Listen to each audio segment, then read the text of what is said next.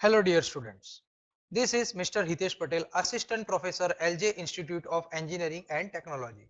In this video series, we will discuss a subject basic mechanical engineering. Today in this video session, we will discuss topic couplings, clutches and brakes. So first of all, what is couplings, what is clutches and what is brakes? So let's start. So first of all, couplings. So couplings and clutches both perform the same function. Both are used to transfer the power from the driving shaft to driven shaft. But what is the main difference between couplings and clutches? So dear students, couplings are used to transfer the power from the driving shaft to driven shaft whenever permanent or semi-permanent joint is required.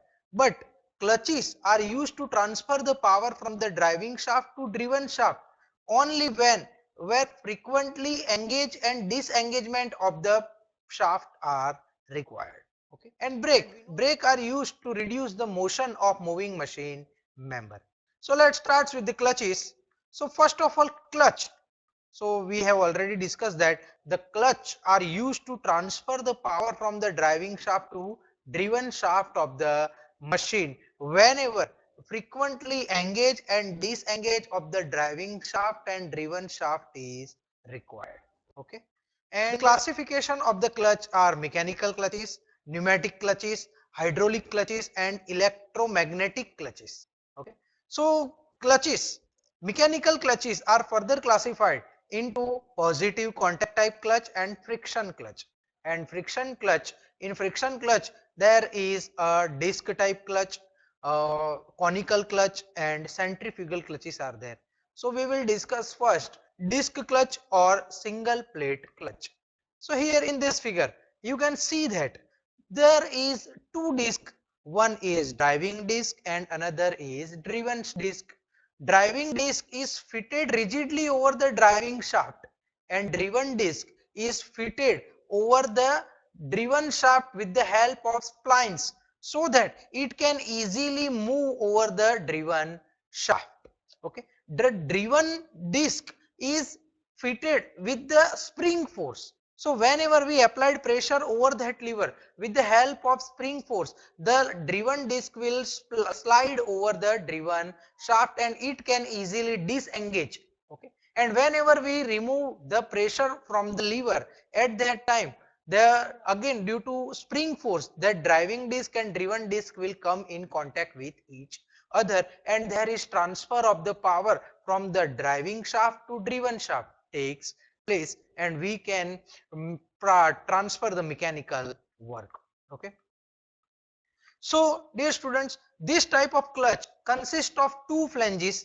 One flange is keyed rigidly to the driving shaft and another is keyed to the driven shaft with the help of spline so that it can easily slide over the driven shaft. In normal working condition, both the driving flange and driven flange both are in engaged condition. Okay, due to the spring force.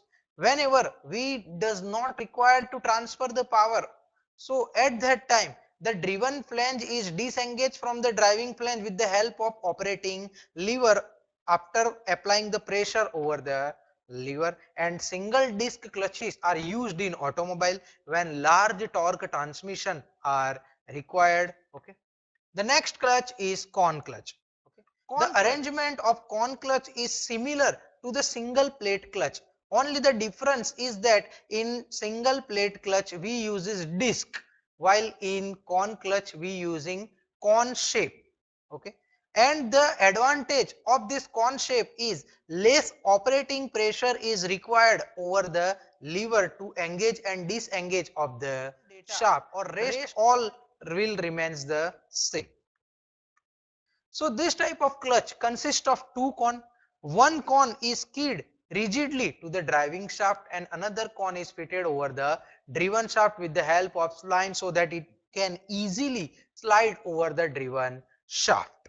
In normal working condition, both shafts remain in engaged condition with the help of spring force. When power is not required at the driving shaft, when power is not required to the driven shaft, at that time driven conical cone is disengaged from the driving shaft with the help of operating lever. And the main advantage, there's already we have discussed, that is that it is very simple and less axial pressure is required to disengage the clutch. Next clutch is centrifugal clutch. Here in centrifugal clutch, you can see that on the right side there is a driven shaft is fitted, and on the left side a driving shaft is fitted. Okay, driving shaft and driven shaft. On driving shaft a spider is fitted, and over that spider a shoe element and spring is fitted. Okay. And over that shoe element a highly frictional material is fitted. Okay, and there is a drum in which all this driving assembly is fitted. So whenever we require to transfer the power from the driving shaft to driven shaft, the central assembly will be rotated, and up to certain force, whenever the centrifugal force is equal to the spring force, until then we are not able to transfer the power. But when the value of centrifugal force is increased than the spring force, at that time that shoe comes out and comes maintain a contact to the inner drum of the clutch, and due to that there is transfer of the power to the outer drum takes place, and outer drum is rotated. So this is the basic of centrifugal clutch. Let's discuss centrifugal clutch in detail. So it consists of number of shoe inside the drum of the or rim of the pulley. The upper surface of the shoe is covered with the highly frictional material. Okay, the spider is fitted over the driving shaft, and the spring exert a radially inward force which is constant force. Due to mass, when the driving shaft is revolving, the mass of the shoe gets radially outward force, and due to the centrifugal or radially outward force, or we can say that centrifugal force, when the centrifugal force is equal to the spring force, at that time the shoe just floating. But when the centrifugal force is greater than the spring force, the shoe moves out readily and comes in contact with the driven member and press it against the drum. The increase of speed causes the shoe to press harder, and clutch transmits more power. So this is all about the centrifugal clutches. Next is brakes.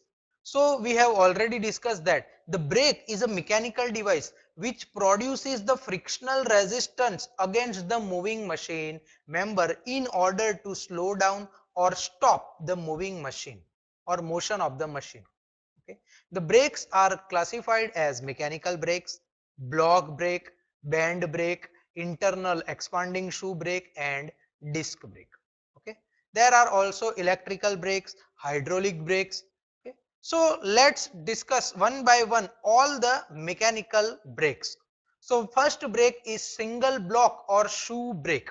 So in single block or shoe brake, there is only one shoe which is used to reduce or stop the motion of moving machine member. When that shoe is pressed against the rotating wheel or rotating drum, at that time due to friction there is reduced the motion of the moving machine member. That shoe is fitted with the help of lever, and the lever, one end of the lever is free and another end is fitted.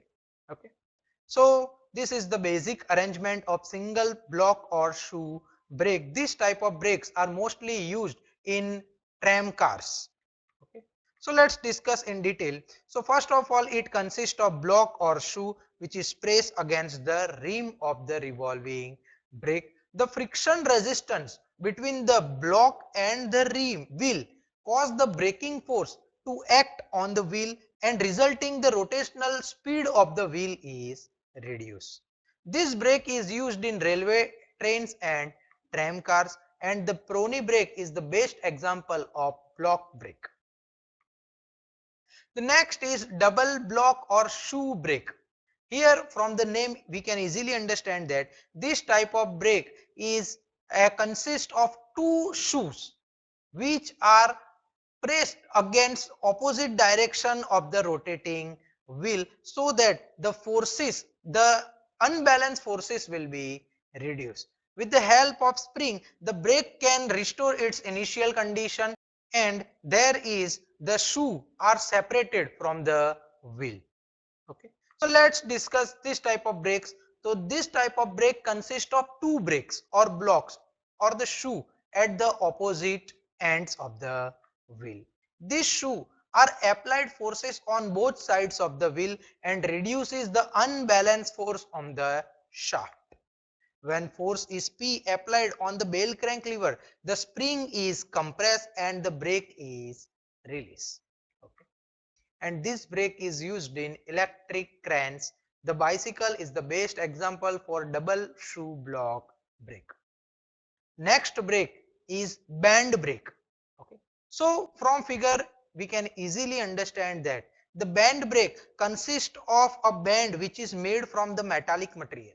The inner surface of the band is lined with the highly frictional material.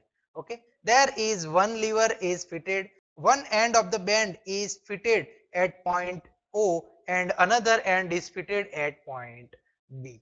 Okay. And whenever we need to stop the motion of the moving machine member, at that time the force is applied at point C and the band is in contact with the rotating wheel and the braking effect is applied. So let's discuss in detail. So it consists of flexible steel band which is lined with highly frictional material which is wrapped to the brake drum.